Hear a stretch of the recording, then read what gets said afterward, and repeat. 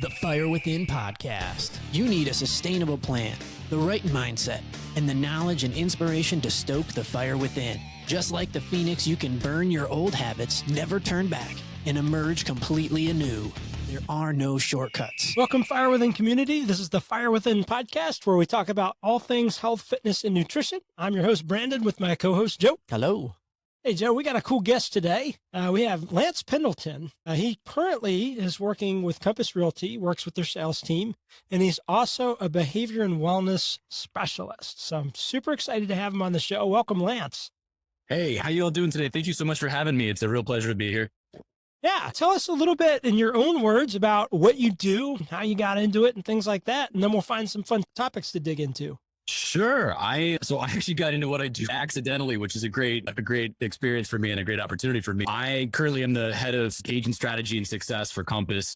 I help all of Compass's real estate agents, about 30,000 of them across the country, understand how to get out of the blockers and the systems that they've sort of bad habits and patterns they've gotten into. And then how do you start thinking about growing your business and increasing your GCI by focusing in on humanistic relationships.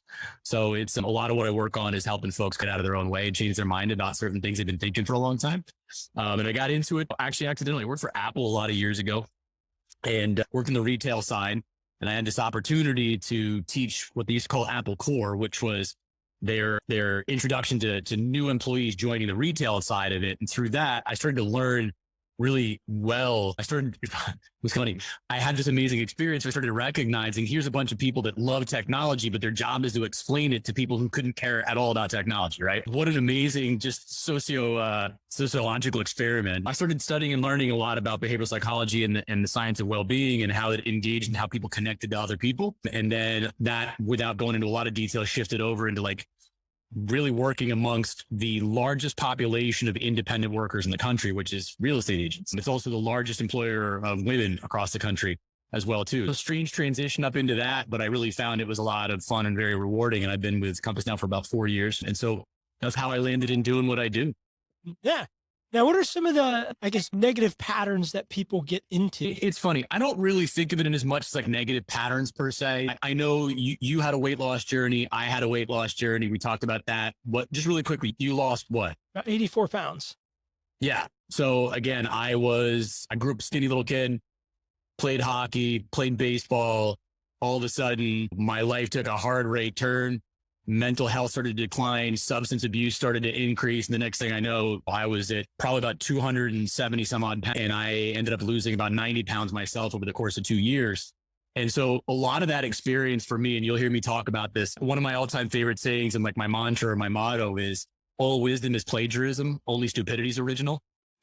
And so nothing you're going to hear from me today is anything of great cosmic wisdom that I'm sharing with you. I've just had the pleasure of learning from some really amazing people over the years in different ways and piecing those things together to be a helpful use and service to others. But in that weight loss journey, one of the things that I realized was that there's no bad habits per se, or the things that we think of things that I should stop doing. It's a lot more about understanding where they started from.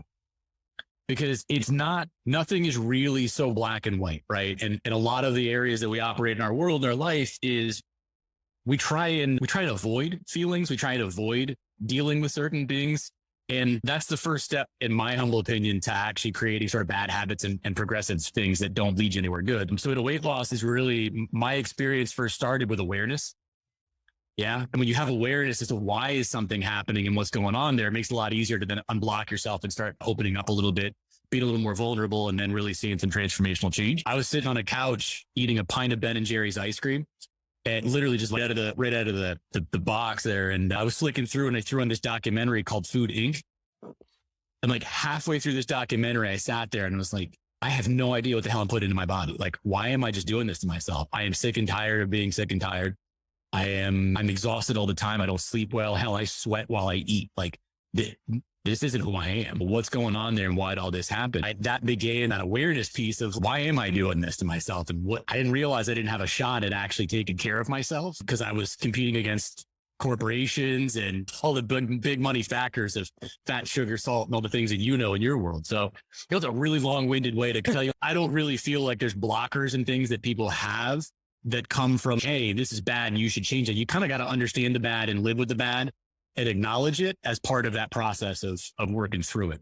So it sounds like awareness is the most important thing. The first step to change is awareness. Yeah. Avoidance is never going to work, right? I'm sure you experience folks that come to you and say, I want to get stronger. I've got lower back pain. I've got all the different reasons that people want to get healthier, their motivations behind that. If they're never addressing, well, how did it get this way to begin with? Or why is this happening? Or why do you feel this is a problem? Or why has it been difficult for you to even come to this point in your life and that journey? It's just like, you're going to come, you can do it for a bit, and then you just taper off and disappear. Yeah.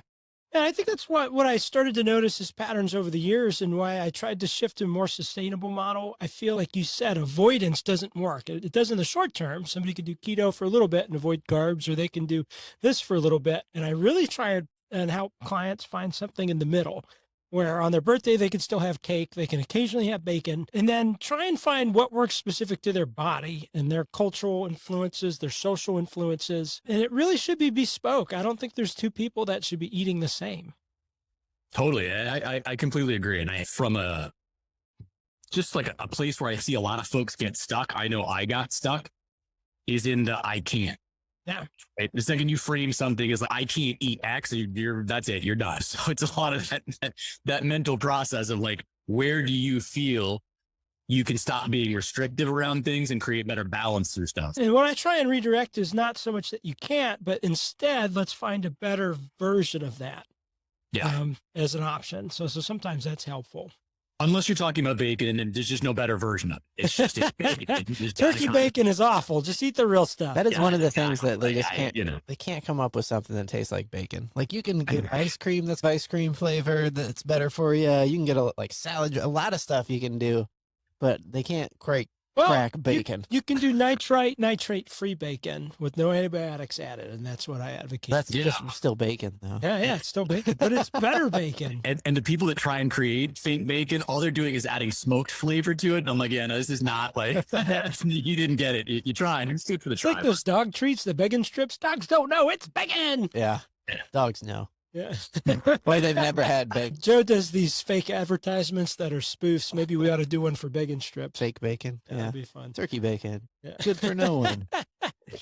Now, with behavioral psychology, can you break down some of the elements of what that entails? What kind of, I don't know much about it other than, I know behavior change in some of those models. So don't think of it in as much as like the scientific aspects of behavioral psychology. Think of it much more in why people do what they do and how we're more alike than we are different. Right? A lot of the elements and the reasons of the things that we do many times are pre-programmed in us very early on. There's some theories in thinking that by the time you're 7 years old, a lot of the behavioral traits and aspects that we develop are already locked in there. And so what you end up seeing in adult world, adult life, are a lot of things that sometimes we are pre-programmed in a lot of ways for. Right. And a lot of those things carry tremendous similarities. There's an old saying of relate, don't compare. If you look more about the different elements of how we relate to one another and how we connect through that process, the root is, what is a behavior that I'm seeing? Where is that coming from? Why does that exist? And then how do we start to think about, and it's not always change. How do we work with? Are there elements of that are strengths? Are there elements of that could pose as weaknesses? And then how do we use both sets of that to move forward? So let's take weight loss as an example. If that's somebody's goal, how do you start to pick that apart from a behavioral therapy side or behavioral psychology side? Yeah, again, and let's be super clear. I am not a licensed therapist, so I want to make sure that nobody's out there going, Lance told me. I will say that I think a good starting point is to look at, why do I want this change in my life, right? What's the motivating factor? Because I've yet to see people have long-term success around goals like that, where the motivating factor is external and not internal. So if I'm losing weight for my wife, if I'm losing weight for the kids, if I'm losing weight because my mom pointed out that I'm starting to look fat, like if those are the reasons, right? And that, by the way, that last analogy might not actually be a lie. That might have been something that my mother said recently. That's like an element of, you have to start with, why is it meaning something to you? Right? Why is it important to you? And then you want to start at that foundational level of taking that and building from there. Because for a lot of folks, it's an external stimuli and it's not really addressing what's the driver. Some people, as we all know, I mean, you know this, people eat for comfort, people eat from shame, people eat to process feelings, anxiety, depression. there's all kinds of reasons where food becomes that substitute. But at a certain point, we get on that hamster wheel where it becomes automatic and you're not even aware of the fact that you're sitting on the couch and you just cracked open the bag of chips again. And we're just doing what we do. So I think the key behavioral element that I look for is first understanding is what's the why? And is the why strong enough to help somebody recognize, do I really want this type of change in my life? Is this something that's going to be beneficial to me? And is it important right now for the right reasons? Yeah. So we've talked a bit about Find Your Why and Simon Sinek and stuff like that, and that intrinsic motivation. I also like the Paul Riddick exercise where you ask why 7 times and really get deep down to the root. But I think that intrinsic versus external is a really important part and a powerful driver. Totally. And I know for you, what would you say your why was in your journey? It started with, I think, personal confidence for me. Like I saw pictures of myself on social media and I couldn't believe that was me. That was embarrassing. And that was the start, 6 months of my memory from being in an insomniatic pattern of sleep deprivation and poor eating. Like that chunk of my life's gone. I don't recall anything from it. And then also I have a family history of heart disease. So I want to leave a better legacy for my wife. I have a kid on the way, September 8th. And I don't want to repeat that pattern. I never met my dad's parents. They died before he was 14 of heart disease. And I lost my dad 2 years ago to heart disease. And my mom's got heart disease. This is where the stars change. It's super interesting. And if you of the 3 different things that you said, which one do you think was the biggest driver in the beginning? In the beginning, it's just confidence. I hated myself. That's a really bad feeling. Do you think that the food was why you hated yourself? Or do you think there was like other underlying factors that the food was just masking? I don't know, to be honest. My focus as I gained the weight was I was composing a lot. I was in college. And then really, I grew up a chunky kid. I did cross country for no other reason than to lose weight. That was it. I didn't enjoy running. I was like, running sucks. But I did it and it kept the weight off. And then I got into marathons and I was like, wow, I could eat anything I want. And I'm still skinny.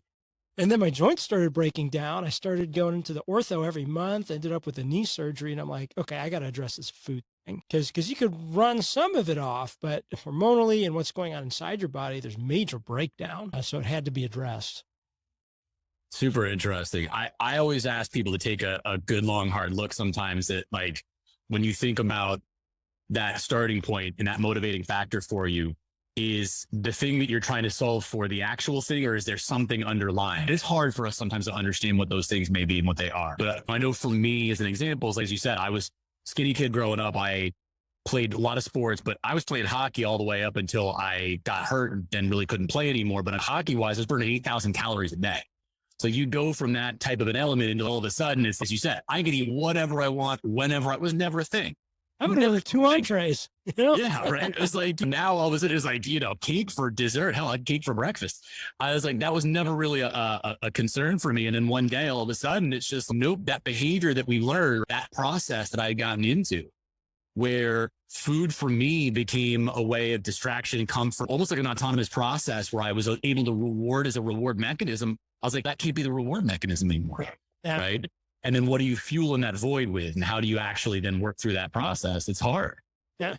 So what was a good alternate reward mechanism for you? Alcohol, which then led to a whole separate problem for me. And I've been sober now for, 14 years. But, wow. For me, it's like, how do you get from that space and that place, right, where you are trying to fill a hole, where food and relationships and booze, I was trying to fill a void there. It was a long time before I recognized that self-esteem, self-worth, codependency, those major drivers in my life were actually big reasons why I would then eat uncontrollably or drink excessively or do things of that nature, because they were distractors. They were the things that helped me feel better comfort about myself to fill that hole in some capacity. So I think for a lot of folks, it's not just for me, I was like, what's in my body, right? Like, why am I eating this? That awareness piece then led me to the next piece of discovery and understanding of certain things to go, wait a second, I don't need to live this way. Yeah. And for some folks that comes easily, and for some folks it comes hard. It's a reoccurring process that I think everybody's got to kind of find their own path through. Yeah, absolutely. The views and opinions expressed on this show are not meant to be used as medical advice. Consult your doctor before implementing any health or exercise changes. The Fire Within encourages you to do your own research and aims to spark interest and motivation to a healthier lifestyle. Hey, Fire Within Nation. Has this ever happened to you? You go online to find a quick recipe for mashed potatoes, but first you have to hear about grandfather's farm in 1929. When I was a boy. The first time you had a potato, and like 6.5 chapters later, you get to the ingredient list. Tasted like dirt. Drives me nuts. So me and Joe have worked to solve that issue for you. If you head to firewithinnf.com and check out the recipe section, healthy recipes, following the Fire Within way. And it's just the recipe, no blog. You're welcome. You'll find recipes like steak chimichurri. There's a bananas Foster smoothie recipe. There's a sourdough French toast. Lots of healthy things. Make your own ranch dip and tons more. So head to firewithinnf.com, check out the recipe section, and enjoy. Now, to change the subject just a little bit, Scott told me that you had some insight into dog psychology. And I know a lot of my clients are pet owners. I love my dog more than most any person except for my wife. Yeah. I've got 2 giant St. Bernards, and I've had dogs my entire life, rescue dogs and dogs from breeders and the whole 9 yards. But one of my first favorite experiences in understanding behavioral psychology was I still throw this out to people. I'm like, who is the greatest behavioral psychologist in the world today? And people will start naming all times the top PhD folks and things like that. I'm like, nope, Cesar Millan. Yeah. Cesar Millan is the greatest behavioral psychologist of all time. And every time Cesar Millan gets interviewed, they're like, oh, you're the greatest dog trainer in the world, blah, blah, blah. And he's like, no, I'm not a dog trainer. That's not what I do. And they're like, what are you talking about? You're the dog whisperer. And he's like, no, I don't train dogs. I train people. It's like a dog has thousands of years of DNA encoded in it to behave and operate and function in a certain way. What disrupts that? People, we do, right? Our fur babies. This idea that there's a dog that's trying to find its order in a pack, because that's pack mentality that we then get into treating as if it's a human. And it just completely disrupts this function. And then you look at it and we give human emotion to dogs. So you open a door, you come into somebody's house, and that dog all of a sudden is all up in your business. And there's like this frenetic excitement, and its head's bobbing up and down, and it's yapping at you, and it's going all nuts, and it's like jumping and jumping and jumping and jumping. It's like this frenetic thing that's happening. And what does a human say? Oh, Cindy's so excited to see you. Aren't you, Cindy? Cindy's excited. No, Cindy's not excited. Cindy's having a massive anxiety attack. That's actually what's happening. Like, that's literally inside the dog. What's happening is just this relentless anxiety and tension. But what do? We think it's cute. And we're like, oh, it's just like this happiness. No, happiness in a dog is when the dog comes over, walks over, sniffs you twice, and goes and lays down. Well, my dog must be really freaking happy, because after 10 to 15 seconds, she's done. Shiba Inus are the happiest breed, according to that definition. They've got to be the happiest, because she couldn't give 2 shits. Right. And like, you know what I'm saying? Like, but and here's the thing. You say that, but you've got, what type of dog do you have? A Shih Tzu? Shiba Inu. Shiba Inu. Okay, there you go. Have you ever met anyone else with a Shih Tzu? Oh, yeah, we go to meetups. We have one actually Sunday. Okay, cool. Yeah. So have you ever seen the one that isn't as chill as yours? Most are pretty chill. They just ignore each other. And like when somebody comes to the door, it's 5 to 10 seconds. Yeah. And then especially if she knows them, then she's good. Right. Yeah. But she seems to get even more frenetically excited and squeal if it's somebody she really likes and hasn't seen in a long time. Cool. Yeah. That's good. I think what I'm getting at, though, is you're going to probably see certain of that breed. And that's a breed type, right? That's that instinctive thing. They're very distinctive. I've never met another breed. And but you're going to see those some that are like that 5 minute, or you see like 5-10 second thing that you get is 8 minutes long. Yeah. Not the whole other, don't even get me started on Labradors, but that's a whole other conversation for another day. But like the thing that you tend to see, though, is because when the behavior of anxiety first starts in a dog, human beings apply human emotions and things into that, and they just feed it. Yeah.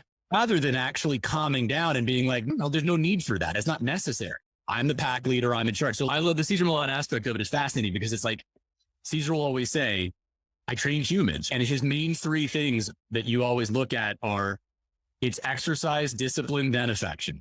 And we reverse that order every time.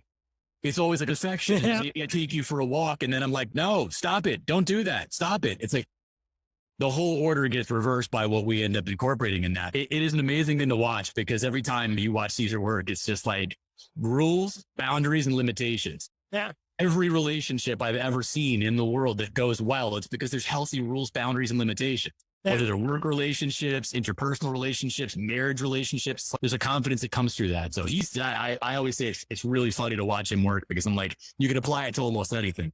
Yeah. Now that's interesting. Doug's pick up on that too. One of my mentors, James Hess, he helped train Molly, and I left him over there for a week when I went on. It's probably my honeymoon or something. And when I got back, she was a different dog, and she doesn't quite like I'm a pushover. She doesn't respond as much to me, but he is just so authoritarian and dominant. But she listened to him, and because of that, there are several times where she pulled free of my hand and immediately sat, because that's what he trained her to do. I didn't train her to do that. And I would not have a dog today, because she likes to chase car tires, had he not spent that time with her. And let's dig into that for a second, because what's really interesting is that's purely based on trust. Yeah. That's it. He just built trust with, what's your dog's name? Molly. Molly. So he just built trust with Molly, and Molly built trust with him and recognized human is trustworthy. Human is okay. And I don't need to exalt in this frenetic energy because I know where my place is. I know where my station is, and I'm okay with that. But you get Molly back, and all of a sudden, why does Molly do that? Because there's trust built in there now. You're okay. I trust you to take care of me, and vice versa. So that most of the time when you see people's dogs that are just all over the place, rarely, and again, there are legitimate reasons why the dog might have developmental issues or might have physical issues that we're not aware of. But like most of the time, it's just a complete and total breakdown of trust. Yeah. Yeah. Now let's see if we can segue this conversation back over to the human psychology side. It's like the most random segues ever. This is great. Like next we'll talk about peanut butter. So we were talking about with my mentor training Molly and this whole trust issue and she being okay with that. Is there any way that can happen with people when they think about their relationship with food and exercise to where there's some kind of switch that gets flipped? Sure. Well, think about the first thing. Most folks want to work with somebody who's had the experience themselves. Yeah. Because you've had the experience and you understand what that's like, it's easier to develop empathy and the key components of building a healthy relationship. That's the foundation of trust. If I was born if I was born one of the Winklevoss twins, I don't know who that is. Oh my gosh, the Facebook dudes they're basically like, if you looked up golden child perfection, that was all you get. But if I was born devilishly handsome, I could eat whatever I wanted. I got ripped really easily. Like I just was an Adonis. I don't think if I had that going for me and I said, hey, let me teach you how to lose weight. Let me teach you how to take care of yourself mentally and physically. There's not a lot of trust you're going to have in there. It's not really even a thing at this point in time because right off the bat, someone's, dude, you wake thin, jacked, and handsome. That's not a thing. Whereas if someone understands and we storytell around our experiences in life and they get to understand that part of you, then they go, I trust you. So that's a first major trust component with our dog analogy. Yeah, it's a foundation. I work best through comparisons and analogies, so this is good. The cool good news is most people do. That's how we relate to each other. Yeah, I have to compare something to something, and then it makes sense. Maybe that's why I hate math, because you can't compare the Pythagorean theorem to anything except the Pythagorean theorem. I'm like, this is dumb. I don't like it. Yeah, and I can't even spell Pythagorean, so we're all set. Yeah. But the other question for both of y'all is, what are you stuck with now? Personally, what's the thing that you're feeling stuck with in life currently? Yeah, I think financial growth would be the biggest thing. I think that's my biggest block. Cool. Joe? Because we have this baby coming and it's just looming, man. I know there's going to be more expenses. Maybe for one of the first times in my life, I would say I'm really not stuck on anything right now. I'm in a season where I'm not particularly struggling with any one thing. Which has, I guess, that leads to anxiety, feeling like, when is the shoe going to drop? Because it's not a state I spend a lot of time in. Yeah, that's completely normal. I always say, if you ever want to watch me just like absolutely implode, tell me good news. I can handle shit. I can handle like horrible life things. Like I'm great. Someone's like, you're getting a promotion. I'm like, oh God, no, don't do that. That's not it. So no, I get you. Yeah, it's funny. I've gotten to watch this stage grow in Joe in 3 years. Like his business is going gangbusters. His home life is good. He's just. I used to be super stressed out, and I put in a lot of work to fix some of the things that were creating that circumstance in my life. Some of my behaviors that were leading to overworking. misprioritizing certain aspects of my life. And when you work for yourself, you get this like window of opportunity to redesign, and you can't really blame somebody else or a circumstance because you're like, well, I could fix it. I guess I'm in charge of that. I should probably take care of that particular aspect of it. But yeah, so I think it does feel like if I'm struggling with anything, it's guilt of feeling like my life is going pretty good and I don't deserve that.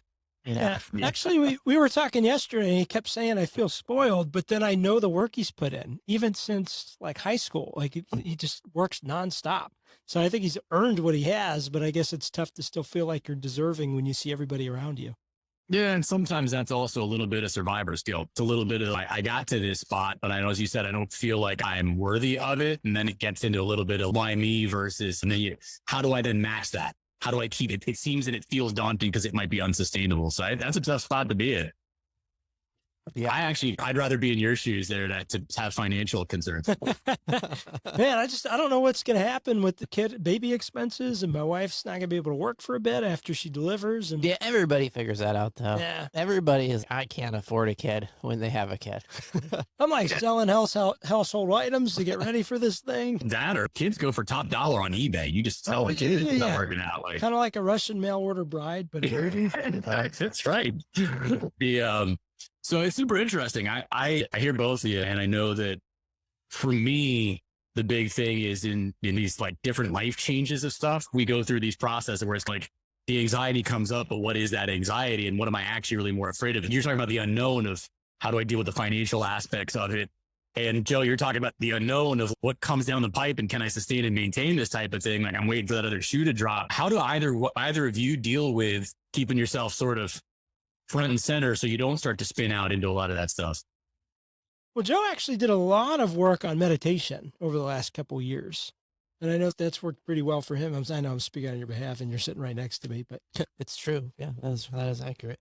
Yeah. And I think also I think the balance is the word that people want you to use. Like they want you to say work-life balance, which is crap because it's not true. You can't really compare. If you work a 10-hour day and you're like, well, my family's more important to me, so I should spend 20 hours with my family. That's not an option for you.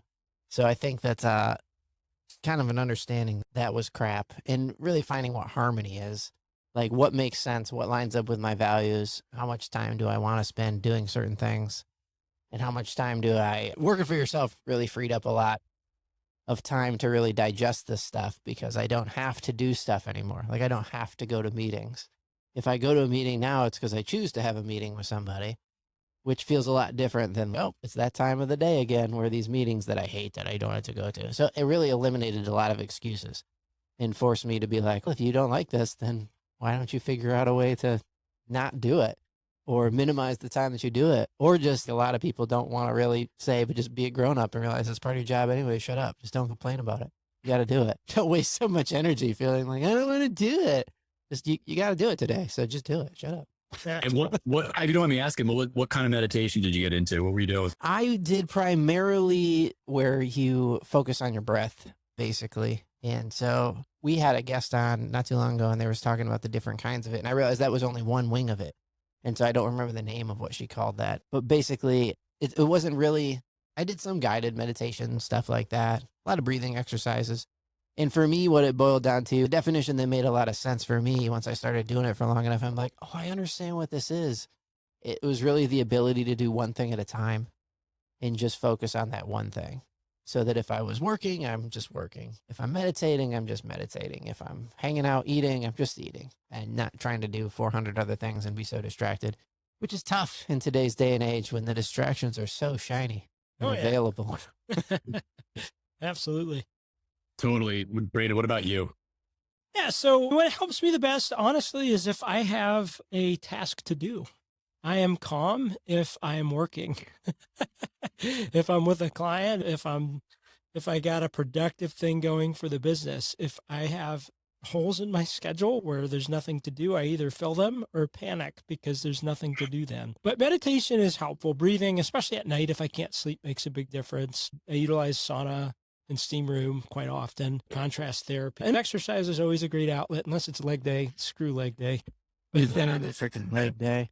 freaking leg day. But yeah, honestly, the thing that keeps me the most calm is having something productive to do, and it drives my wife nuts. I could totally see that. It's interesting. I'm on the board of a meditation center and couldn't meditate. So just to talk about how life is like oxymoron. Don't let anybody in there.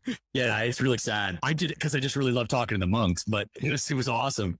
But no, it's so funny because I tried all kinds of different types of meditations and things like that. And the only one that has really stuck for me, and it's weird because it was the one that I was like, yeah, I don't know about that, was Transcendental Meditation. And I had discovered pretty quickly that TM for me was like, wow, this is like a guilt-free meditation process that I really got into and enjoyed. But I was super worried that it was going to be like culty and weird, and you hear Jerry Seinfeld talk about it and stuff like that, and you're like, no, I don't know what I'm getting into. But it actually turned out to be something I really enjoyed.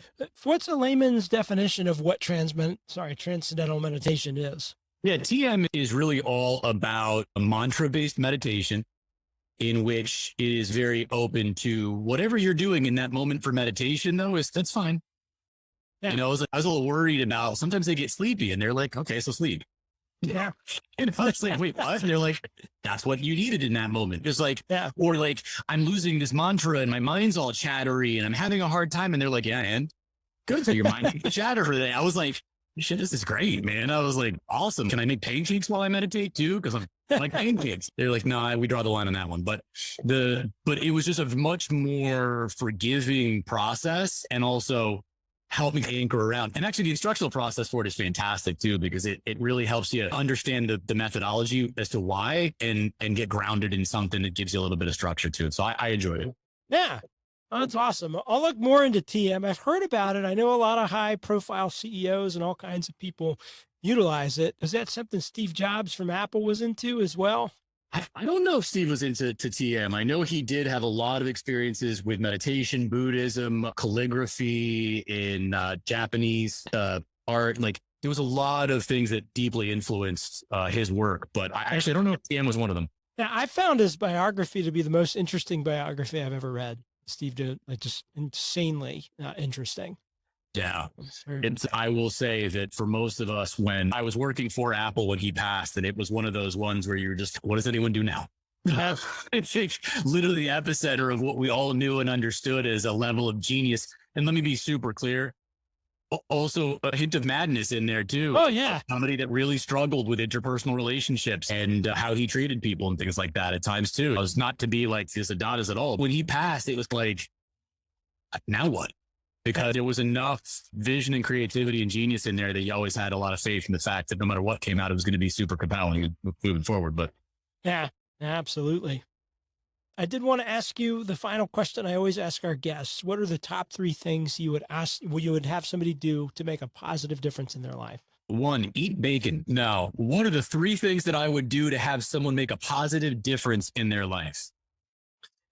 Wow. I think the very first thing would be to identify a spot that you may not be super happy with and ask yourself, why am I not happy with that spot? And be curious. I would challenge folks to have great curiosity in things, not under the sense of like, well, how am I going to change this? What am I going to do? Just curiosity to why. The second thing would be to simplify. We have an innate tendency in a world that is really complex to begin a process of stacking, and we get further and further away from the simplicity of the answers are usually the simplest thing. Yeah. How do you stay grounded in that? And, the third thing I would say is to really be honest as to whether or not you have love in your life.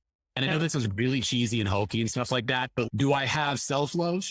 And do I have the love that I need from others? Both. Equally. For so many of us, we seek love from other people because we don't have that self-love to where we need, or so many times we have good self-love, but we feel that we're lacking partnership, connection, meaning in what we do, love of work, love of engagement, things like that. And I think it's very hard to stay forward and moving in a process to work on those parts of ourselves that we really want to if you don't feel like you've got some good, solid components of love. Yeah, absolutely. Now, if somebody wanted to get in contact with you, learn more about what you do with Compass or any of that, what are some good contacts? How could they find you? Lance at lancependleton.com. You can also my website, lancependleton.com as well. Actually, the website's being rehauled as we speak, so not for the next 72 hours, but by the time this airs, you'll be good. Yeah. But no, it's at lancependleton.com, and there's a place on there to reach out to me and connect. And then I'm happy to chat with anybody about just about darn near anything. Yeah, we so appreciate you coming on the show, sharing your insight. I found out about you through Scott Corbin, who's one of my mentors, and I think one of the best damn realtors in the Triangle. Somebody of that caliber, if you're a mentor to him, then you must be a big deal. Thanks to both y'all for having me here too. I know for Scott's an amazing individual who I've had a great pleasure of working with. And trust me, I learned more from y'all than I can actually impart to anybody. Yeah, this was awesome. So those of you listening, if you've gotten any value from this episode or any other episode, please leave us a 5-star review on Apple. That's how people find the show, and we can continue changing lives. Thanks for tuning in today. I hope you got a lot of value out of today's episode. If you did, go check us out at firewithinnf.com and sign up for Refuel, a weekly email with recipes, videos, and tips to stoke the fire within. Also, you can join the Fire Within community by being added to our Facebook group. And don't forget to follow us on social media.